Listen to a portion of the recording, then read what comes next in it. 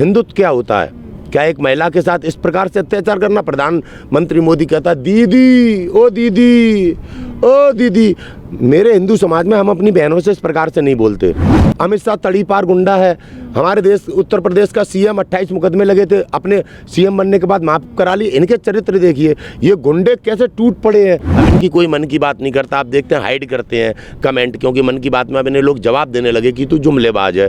Rafale में भी चोरी पकड़ी जा रही है, चोर है। अब ये 9 दुर्गे शुरू हो गए हैं और रमजान भी हैं। अभी बीजेपी तो 9 दुर्गे और रमजान में लोगों को लड़ाएगी कि ये नहीं निकल रहा, वो नहीं निकल रहा। चुनाव आयोग अपनी जिम्मेदारी से भाग रहा है। चुनाव आयोग के ऊपर आरोप है कि आप ये ईवीएम कैसे घूम रहे हैं। चुनाव आयोग जवाब नहीं देता। चुनाव आयोग आज अपने पद का दुरुपयोग कर रहा है। वो आज अंबानी के हाथों बिका हुआ है। बीजेपी दावे हर जगह चुनाव लड़ने में करती है। बीजेपी दिल्ली में भी दावे कर रही थी, 11 तारीख को सरकार बना रही है। मध्य प्रदेश में भी दावे कर रहे थे 2/3 बहुमत से जीतेंगे। राजस्थान में भी कहाँ पे जीते? तो ये उनके चुनाव लड़ने का तरीका है अमित शाह जी का, सामने वाले पे दबाव बनाने के लिए, जनता को गुमराह करने के लिए। वास्तविकता अगर जमीनी हकीकत देखेंगे तो भारतीय जनता पार्टी की पिछले चुनाव में 3 सीटें थीं। अब आज भाई चुनाव आयोग मदद कर रहा है, प्रधानमंत्री जी स्वयं लड़ रहे हैं, गृह मंत्री जी भी ताकत लगाए हुए हैं, रक्षा मंत्री भी ताकत लगाए हुए हैं, तमाम संघ पूरी ताकत लगाए हुए हैं, अंबानी अडानी पैसे से ताकत दिए हुए हैं। हर तरीके से दीदी के ऊपर हमला किया जा रहा है। तो अब जब चुनाव आयोग उन्हें चुनाव जिता रहा है तो बस मान लीजिए 25-30 सीटें निकल जाएंगी, इससे ज़्यादा नहीं। सरकार ममता बनर्जी पूर्ण बहुमत में बनाएंगी, ये 100% श्योर। कैसे बनाएंगी? चुनाव आयोग तो बार बार उन पे प्रतिबंध लगा दे रहा है प्रचार करने से। उनकी जो शिकायतें हैं उन पर भी संज्ञान नहीं ले रहा है। जिस तरह से भारतीय जनता पार्टी के नेताओं ने और स्वयं प्रधानमंत्री मोदी जी ने ममता बनर्जी के ऊपर हमले किए हैं, तो ये बंगाल का हिंदू जानता है कि एक ब्राह्मण महिला पे किस प्रकार से ये देश के लोग, जिनके चरित्र, अमित शाह तड़ीपार गुंडा है। हमारे देश उत्तर प्रदेश का सीएम 28 मुकदमे लगे थे, अपने सीएम बनने के बाद माफ करा लिए। इनके चरित्र देखिए, ये गुंडे कैसे टूट पड़े हैं हिंदुत्व के नाम पे। हिंदुत्व क्या होता है? क्या एक महिला के साथ इस प्रकार से अत्याचार करना? प्रधानमंत्री मोदी कहता दीदी ओ दीदी ओ दीदी। मेरे हिंदू समाज में हम अपनी बहनों से इस प्रकार से नहीं बोलते।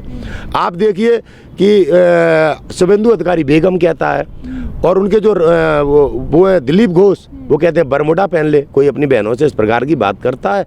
कहाँ है सभ्यता? और किस तरीके की बात? जय श्री राम का नारा लगा के तो हिंदू समझता है। बंगाल का हिंदू एकजुट है। दीदी को घर में बंद कर दो आप, तब भी वोट अब दीदी को ही मिलना है। 4 चरण का चुनाव हो चुका है, 4 चरण का बाकी रह गया है। अब ये 9 दुर्गे शुरू हो गए हैं और रमजान भी हैं।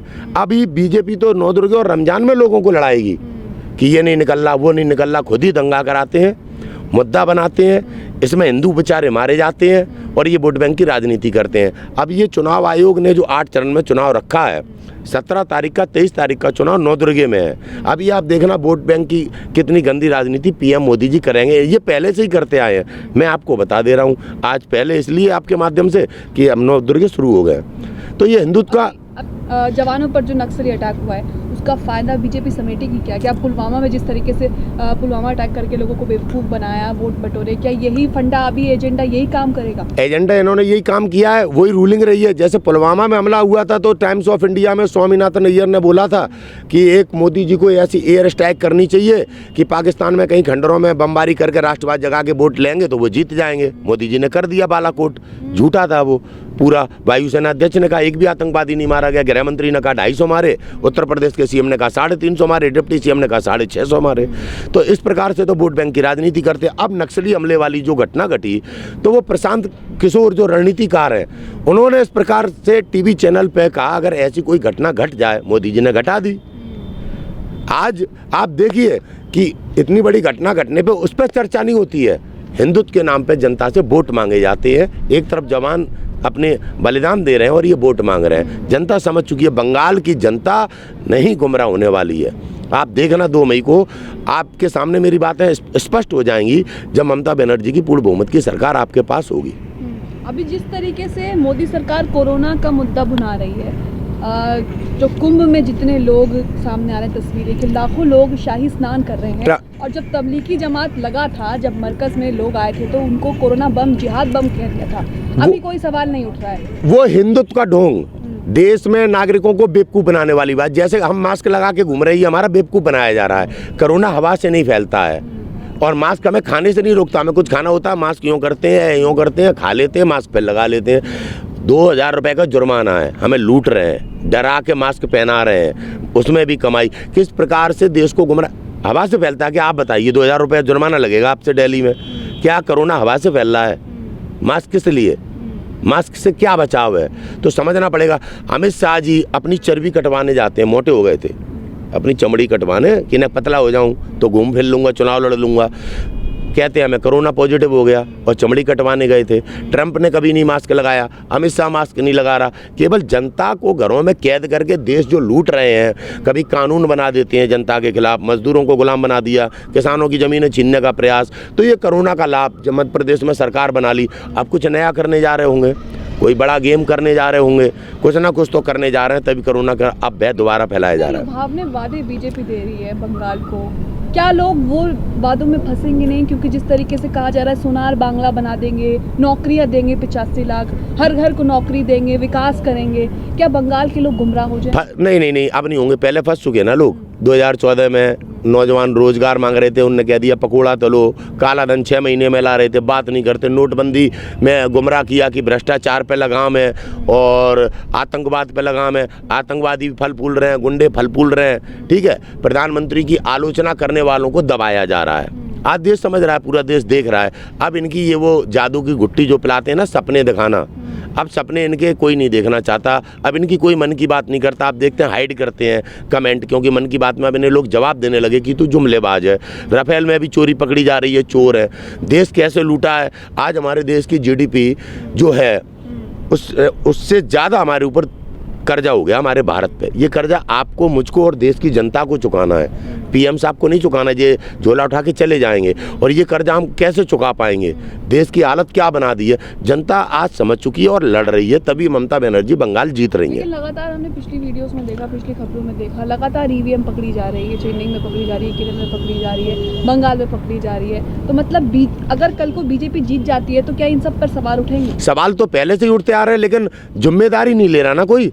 चुनाव आयोग अपनी जिम्मेदारी से भाग रहा है। चुनाव आयोग के ऊपर आरोप है कि आप ये ईवीएम कैसे घूम रहे हैं। चुनाव आयोग जवाब नहीं देता। चुनाव आयोग आज अपने पद का दुरुपयोग कर रहा है। वो आज अंबानी के हाथों बिका हुआ है। न्यायपालिका भी आज बताइए कैसे ईवीएम मिल रहे हैं। ऐसे चुनाव आयोग को बर्खास्त कर देना चाहिए, इस पर सख्ती से काम करना चाहिए। लोकतंत्र पर हमला हो रहा है, लेकिन कोई जवाबदेही नहीं जिम्मेदार लोगों की, सिस्टम में बैठे लोगों की। क्योंकि देश का प्रधानमंत्री और गृह मंत्री स्वयं ये कार्य कर रहे हैं। 20 लाख ईवीएम चोरी हुए, कोई जवाबदेही नहीं। भाई उस ईवीएम से लोग हमारे मतदान की बेईमानी कर रहे हैं। गुंडे सरकार में बैठे हैं, हमारे मतदान का दुरुपयोग किया जा रहा है। मोदी जी सरकार बना लेते हैं क्योंकि ईवीएम मोदी जी की सरकार में चोरी हुए। सुनिए आप, इससे पहले देश चला रहे थे कांग्रेसी, मनमोहन सिंह जी देश के प्रधानमंत्री थे। कितने बार ईवीएम किसकी गाड़ी में मिले आपको? कहाँ किसी के होटल में आपको ईवीएम मिले? तब ऐसे वोट क्यों नहीं पड़ रहे थे जैसे आज पड़ रहे हैं? क्या ईवीएम पहले काम नहीं कर रहे थे? आज बेईमान लोग बैठे हैं और टेक्नोलॉजी से आज आप देखिए एक आदमी में जान नहीं डाल पाई है, बाकी रोबोट बना के तैयार कर दिया है। तो ईवीएम से बेईमानी करना आप कहें कि नहीं हो सकती तो अपने साथ धोखा कर रहे हैं, क्योंकि जिन देशों ने इसका निर्माण किया है उनने इसको प्रतिबंध किया अपने देश के लोकतंत्र को बचाने के लिए। चुनावों के वक्त क्यों ईवीएम का मुद्दा याद आता है? नहीं, पहले क्यों नहीं आता, या जब चुनाव नहीं होते तब उसके खिलाफ प्रदर्शन क्यों नहीं? ये मीडिया की गलती है। देश का नागरिक, आप देखिए वकील, मजिस्ट्रेट, रिटायर्ड, वो लोग ईवीएम को लेके तरह तरह से कैसे आवाज़ उठाएं। आज आवाज़ उठाने पर मुकदमे लगा दिए जाते हैं। आम नागरिक को पुलिस से प्रताड़ित करके मरवाया जाता है। आप सब कुछ देख रहे हैं देश में। कितने नौजवान जो अपनी आवाज़ उठाते थे वो आज देशद्रोही और टुकड़े टुकड़े गैंग के नाम पे जेलों में बंद है। आप देखिए, और सीएम उत्तर प्रदेश के आदित्यनाथ योगी अपने मुकदमे माफ करा रहे हैं, नौजवान जेल में है। आप सुनिए, मीडिया ने कभी क्यों नहीं इस ईवीएम को लेकर चर्चा करी कि देश में ऐसी आवाज़ें उठ रही हैं? प्रधानमंत्री से क्यों नहीं सवाल पूछता मीडिया? रवीश कुमार आज 2-4 पेन की स्याही खत्म कर चुके हैं, प्रधानमंत्री क्यों नहीं देता इंटरव्यू? और देश का प्रधानमंत्री कहता कठिन प्रश्न हल करो, मतलब ज्ञान देता है, कठिन प्रश्न हल करो। खुद क्यों नहीं मीडिया के सामने आके रवीश कुमार के सवालों का जवाब देता है? जिम्मेदारी है प्रधानमंत्री की। लेकिन आज सभी जिम्मेदारियों से भागकर प्रधानमंत्री हिंदुत्व के नाम पे हमें और आपको गुमराह किए हुए हैं, जिसकी कीमत देश चुका रहा है। आप कह रहे हैं कि सरकार में गुंडे बैठे हैं। सीएम योगी वहाँ जाके कहते हैं कि हम तो गुंडा राज जो है यहाँ से साफ कर देंगे। सीएम आदित्यनाथ योगी ने टीएमसी के कार्यकर्ताओं को सीधी धमकी दी कि हमारी सरकार बनने के बाद में टीएमसी के कार्यकर्ताओं को छुपने की जगह नहीं मिलेगी। ये 506 मुकदमा होता है, FIR होती है।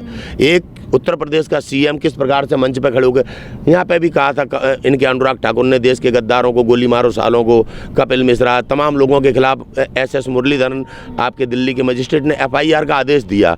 ये इतने आज सत्ता में अहंकारी हो चुके हैं, इन्होंने मजिस्ट्रेट का ही ट्रांसफ़र कर दिया और उन्होंने जो आदेश दिया था कि इनके खिलाफ FIR की जाए, पुलिस ने FIR ही नहीं की। आज इस प्रकार से लोकतंत्र की हत्या की जा रही है। समझना पड़ेगा आपको। EVM को बैंड किया जाए, काफ़ी समय से हमारे देश में लोग विरोध कर रहे हैं, लेकिन मीडिया अपनी महत्वपूर्ण भूमिका नहीं निभा रहा है, जिसकी वजह से EVM केवल बकवास चल रहा है। जो और कहते हैं जब जीत जाते हो तो EVM ठीक है, हार जाते हो तो कहते हो EVM में कमी है। हम एक फाइनल कह रहे हैं, EVM में कमी नहीं, EVM पर प्रतिबंध लगना चाहिए। तमाम देशों ने प्रतिबंध लगाया है। भारत के लोकतंत्र को बचाना है तो EVM को बैंड करना ही होगा। जिस तरीके से बंगाल में कूच बिहार में हिंसा हुई है, हाँ, 5 से 6 लोग मारे गए हैं, क्या लग रहा है उसमें क्या हाथ था?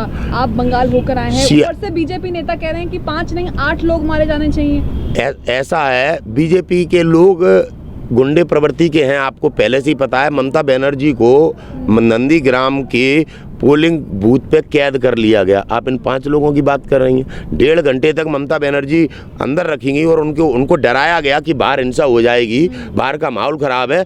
और किस प्रकार से CRPF उन्होंने कैद करके रखा। उन्होंने ही मतदाताओं को गोली मारी। वो TMC के कार्यकर्ता थे जो मारे गए हैं। इस प्रकार से मारकर बंगाल में TMC के वोटरों को दहशत फैलाई जा रही है कि अगर वोट नहीं दोगे तो अगर हमारी सरकार आई तो मारा जाए, यानी डरा के वोट लेने का प्रयास। लेकिन बंगाल नहीं डर रहा है, बंगाल इस राजनीति को जानता है। ऐसे ही दिल्ली में हुआ था, जब ये हार गए अमित शाह दिल्ली चुनाव, तो दिल्ली में बड़े पैमाने पर दंगे कराकर मुसलमानों को डराने का प्रयास किया गया अगली बार चुनाव की तैयारी के लिए।